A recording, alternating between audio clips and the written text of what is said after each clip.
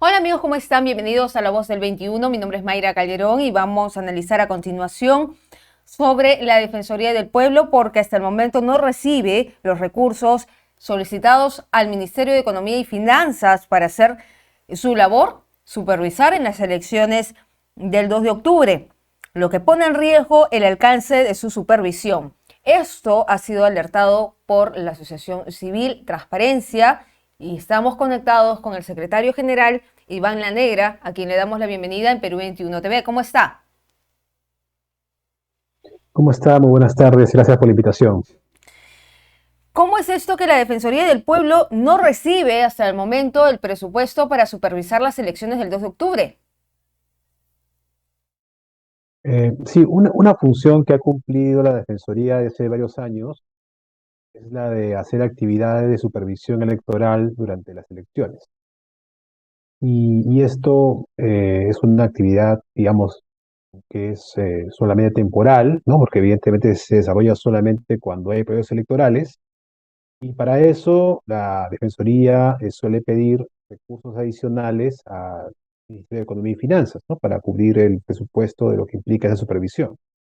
Y entiendo que hace ya varios meses la Defensoría pues, ha organizado una propuesta de supervisión electoral y ha presentado la misma con el presupuesto respectivo al Ministerio de Economía y Finanzas.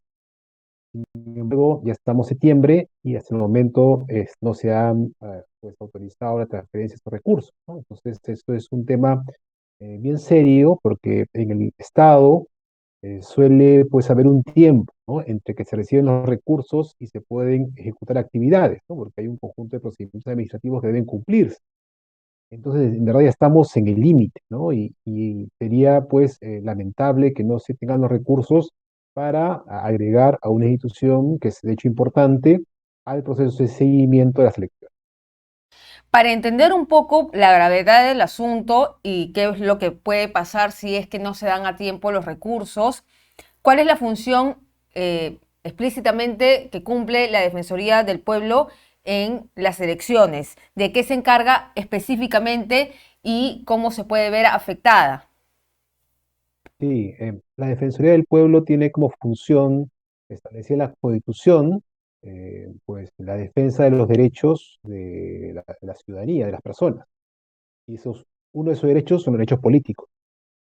Y quizá no hay un derecho más importante de los derechos políticos que la participación en las elecciones. Digamos, el voto es un derecho fundamental. Y por lo tanto, la Defensoría del Pueblo, de hace muchos años, no es de ahora, sino hace muchos años, acompaña los procesos con personal de la Defensoría, que pues sigue los acontecimientos que se desarrollan en las elecciones. En particular, en aquellos lugares donde ellos identifican, pues pueden haber riesgos, por ejemplo, situaciones conflictivas que pueden generar algún tipo de afectación a las elecciones. Y verifican que todas las autoridades competentes, por ejemplo, el Jurado de Elecciones, la OMPE, la Policía Nacional, la Fiscalía, todos cumplan con su función, porque es una labor muy importante. Es decir, las autoridades electorales tienen como función, ¿no? Vigilar que todas las reglas de las elecciones se cumplan, pero a su vez la Defensoría supervisa la administración pública, en este caso las autoridades electorales, para ver pues, que efectivamente los derechos de los ciudadanos están siendo garantizados. Entonces, eso ocurre además en todo el país, es un tema también muy importante, ¿no? Estamos hablando que la Defensoría suele movilizar pues, oficinas que tiene todos los departamentos y en esta ocasión entiendo tenían planificado poder llegar a más o menos a más de 800 personas, ¿no? Que podían desplegarse en todo el territorio del Perú.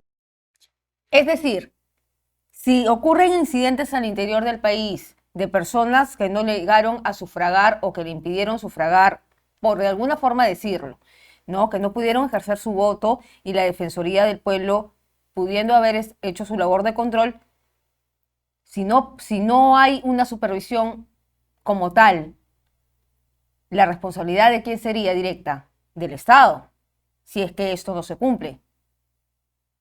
Claro, digamos, hay que recordar cuál es el sistema peruano, ¿no? De seguimiento de elecciones, ¿no? Hay responsabilidades en el seguimiento de parte del Consejo de Elecciones, de la OMPE, del apoyo de los fiscales también. Hay observadores, en este caso Transparencia, por ejemplo, observa las elecciones, pero la Defensoría es un rol, es un autor importante adicional, ¿no? Que si no están presentes, lo que puede haber es una reducción de esa capacidad, ¿no? de seguimiento a las elecciones, que es muy importante. Y sin duda, responsabilidad de que eso no ocurra sería del Poder Ejecutivo, ¿no? Que es que tiene la responsabilidad de otorgar recursos para ello. ¿Y usted cree, porque la Defensoría del Pueblo desde hace bastante tiempo, desde que inició este gobierno, ha sido una institución autónoma, crítica además, sobre todo poniendo el ojo en aquellas situaciones incómodas donde ha habido falta de transparencia, no ha habido explicaciones al respecto de parte del Ejecutivo, sobre las investigaciones en cuestión? Es decir, ha sido una institución activa y crítica del gobierno. ¿Cree que de repente la falta de esos recursos responda a esta actitud, o mejor dicho, a este desempeño de la Defensoría? Sí, yo no quisiera especular sobre el tema, pero sinceramente de que nada de eso de que usted señala hay alguna razón, ¿no? Me parece que lo que quería hacer el gobierno es pues atender, ¿no? O al menos dar una respuesta clara a la Defensoría sobre el tema. Creo que eso evitaría cualquier tipo de especulación al respecto, pero desde luego es muy importante que las autoridades todas tengan los recursos suficientes para hacer su función. Muy bien, doctor La Negra, quisiera saber su lectura sobre lo que estamos viviendo hoy en día en nuestro país con las investigaciones, 6 investigaciones, carpetas fiscales al presidente de la República, eh, esta denuncia al coronel Harvey Colchado, que es de la policía, que acompañó las diligencias del Ministerio Público, que investiga el poder, y esta actitud del presidente, ¿no? Ahora Aníbal Torres y el ministro Chero han sido incluidos. ¿Cuál es la lectura que usted le da? Sí, creo que la situación política está, digamos, haciendo más difícil hacer un seguimiento claro de procedimientos que deberían estar limitados a las reglas judiciales, a las reglas de nuestro Estado de Derecho y sistema de justicia. Entonces, tenemos que hacer un esfuerzo enorme por evitar que la política termine afectando, ¿no? los juicios de la ciudadanía sobre cómo se llevan a cabo los procesos. Porque lo que tenemos que ver es que todas las autoridades judiciales, el Ministerio Público, cumplan con su labor, ¿no? Y se centren en las tareas que están en su marco legal. Por ejemplo, empezar a especular de que aquí hay una suerte de conflicto entre el gobierno y la fiscalía, donde ambos se responden mutuamente, eso no le hace bien al sistema de justicia. Creo que lo mejor es que el sistema de justicia evite, ¿no? entrar en un tipo en cualquier tipo de insinuación, de enfrentamiento de esta naturaleza. Lo segundo tiene que ver con las responsabilidades que cada una de las instituciones tiene bajo su cargo. Desde luego, hay un problema muy serio que no está previsto en nuestra legislación, pero lamentablemente ha ocurrido, que es qué hacer en el caso de que un presidente en ejercicio sea investigado. Recuerde usted que es la primera vez que eso pasa, no es que no se ha juzgado antes a presidentes que han dejado ya el puesto, pero es la primera vez que ocurre con un presidente en ejercicio. Entonces, la pregunta es, ¿qué debería hacerse en ese caso con un conjunto de procesos que dependen del propio gobierno? Es el caso de la Policía Nacional, ¿no? Está dentro del ámbito del Ministerio del Interior, y a su vez el Ministro del Interior, que es titular de ese sector, depende a su vez del presidente. Entonces, ahí hay un problema, ¿no? Digamos, que no está previsto en nuestra legislación, que no está previsto en nuestro marco legal, pero que sin embargo es un tema que debería ser pues objeto de una discusión amplia para garantizar y que haya una pues distancia entre el poder y la actuación de esas instituciones que deberían estar sencillamente al servicio de pues las personas que se dedican a la investigación, en este caso la fiscalía, ¿no? Creo que es un punto central de esta situación. Eso no se Sí, ha hecho lamentablemente y por eso tenemos todo este problema, ¿no? En el cual pues el propio gobierno está actuando de una manera tal que puede afectar la percepción que hay respecto de su absoluto apego a la colaboración con la justicia, ¿no? Que es un deber que tienen todos los ciudadanos, no solamente los funcionarios. le hacía la pregunta porque en el caso explícito del coronel Harvey Colchado, el presidente es el jefe supremo de las Fuerzas Armadas y de la Policía Nacional. Y él, haciendo uso de la prerrogativa como presidente de la República, ha denunciado al coronel Harvey Colchado ante Inspectoría, un órgano que pertenece a la Policía Nacional. Entonces, ahí no habría un conflicto de interés o no habría un choque entre la representación personal del presidente en las investigaciones y el cargo que ostenta como presidente de la República para, Mm. haciendo uso del poder que tiene, denunciar a un policía que acompaña una diligencia del Ministerio Público. Sí, sí, lo que pasa es que sí existe un conflicto de interés, pero el problema es que el conflicto de interés es prácticamente inevitable. Y le explico. Como digo, todos los ciudadanos tenemos derecho a que tengamos un procedimiento adecuado, ¿no? Que las autoridades, eh, digamos, desempeñen de una manera correcta, ¿no? Si fuéramos, no fuera yo, por ejemplo, el investigado, usted la investigada, y un miembro de la Policía Nacional, desde mi punto de vista, no digo que sea así el caso, pero si de mi punto de vista estoy incumpliendo con algunas reglas, debo tener un procedimiento para quejarme y eventualmente sea, por ejemplo, sancionado, ¿no? Si es que incumplió con lo que dice la legislación.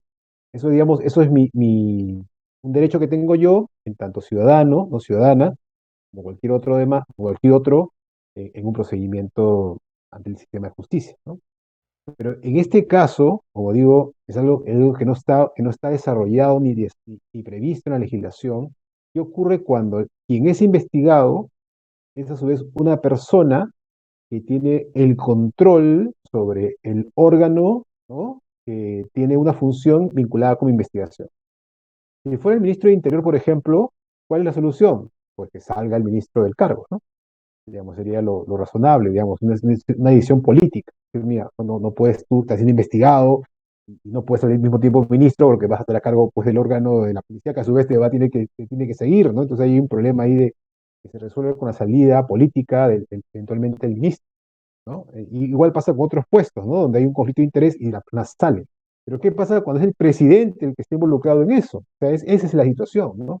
Entonces, lo que debió haber ocurrido es que se creara un marco, rápidamente un marco especial, que blindara al espacio que se iba a dedicar a la investigación del presidente, de tal manera que no tuviera el presidente ningún tipo, digamos, ningún tipo de influencia sobre ello, y le habilita a su mismo tiempo al presidente y a su defensa los derechos que le corresponden a cualquier ciudadano en caso de un procedimiento de este tipo. O sea, porque si no, no hay salida, ¿no? Porque si no es, digamos, también que hay una situación en la cual, por ser el presidente, tampoco puede interponer algún tipo de acción, ¿no? Vinculada con actores que puedan implicar algún tipo de afectación a su derecho. Entonces, la única manera es crear normas especiales para regular este caso. ¿Por qué no están esas reglas? Porque no ha pasado nunca en el Perú de que un presidente de ejercicio haya sido sometido a una investigación. Pero deberíamos crear esas reglas sin duda. Y ojalá una lección de esta situación sea que es importante considerar esos supuestos para establecer caminos que nos den tranquilidad, ¿no? Respecto a cómo actúa la justicia y cómo actúan también los órganos del Poder Ejecutivo que tienen que colaborar con ella. Hay otro tema también que es importante, no solamente del Ejecutivo, sino también desviando la mirada hacia el Congreso de la República. Ayer Lady Camones ha sido censurada. En estos días se va a ver quién va a ser la próxima sucesora o el próximo sucesor, pero muchos dicen e interpretan este episodio con un aprovechamiento de parte del Ejecutivo para poder mellar en el Congreso. ¿Cuál es su lectura sobre ese tema? A ver, es evidente que el Ejecutivo ha reaccionado ante el hecho, ¿no? Y la conferencia de prensa que emitió, pues, evidentemente tiene como objetivo, ¿no? Destacar esos temas, ¿no? Ahora, eh, sin embargo, si uno mira ya lo que ha ocurrido, pareciera que son otros los elementos que han llevado a la decisión de la salida de la presidenta del Congreso. Es decir, no es solamente el tema de la salida del Ejecutivo, ¿no? O el intento de un aprovechamiento, no sé, como ocurre normalmente en estas situaciones, ¿no? Los rivales políticos aprovechan esto para sacar un poco de ventajas a sus rivales, ¿no? Entonces, pero me parece que eso no es el elemento central, ¿no? Lo que parece más notorio es un efecto dominó, ¿no? Es decir, lo que ha habido es que esto sí ha generado un efecto bien fuerte dentro de una de los grupos políticos que a su vez tiene una bancada en el Congreso, ¿no? Que es APP. Sin duda ahí ha habido un efecto muy claro, ¿no? La salida de congresistas, ¿no? Por expulsión o por renuncia, el tema de los cuestionamientos a una digamos, de los candidatos, ¿no? Que forma parte de este proceso, el inicio de procedimientos, por ejemplo, ante los jurados tribunales especiales, ¿no? El tema de que la Fiscalía esté anunciando que va igual a investigar estos casos. todo ello tenía un efecto sobre este grupo, ¿no? Ahora, y de luego eso ha generado que un sector, lo que no es todo, ¿ah? Es un sector del grupo que ha estado en la oposición, piensen de que en estas circunstancias, entonces hay posibilidades de lograr algún tipo de cambio que lo favorezca. Y es una discusión, al parecer, interna entre dos sectores, ¿no? Entre la propia oposición, ¿no? Ahora, ¿eso cómo se va a resolver? No lo sabemos todavía, ¿no? Digamos, están, me imagino, en estos momentos discutiendo en las bancadas cuál es el mejor camino y seguramente conversarán entre ellas, ¿no? Eh, pero es claro que hay varios factores que han llevado a esta situación, independientemente de pues, el rechazo que nos genera, ¿no? Que sepamos a través de un audio la manera en la cual se hace política, lo cual tampoco es una sorpresa en el sentido de que no supiéramos, sospecháramos que algo así ocurre normalmente en el país, ¿no? Pero el hecho de tener un audio que muestre eso de una manera pues descarnada ha tenido un impacto sin ninguna duda. Muy bien, muchísimas gracias, doctor Lanera, por estar con nosotros aquí en Perú 21 TV hablando de diversos temas en general y esperamos tenerlo más seguido. Muchas gracias. Punto. Buenas tardes. Era entonces Iván Lanera, secretario de la Asociación Civil Transparencia, que estaba con nosotros hablando de la Defensoría, el presidente de la República, sus investigaciones y el Congreso. Regresamos más adelante.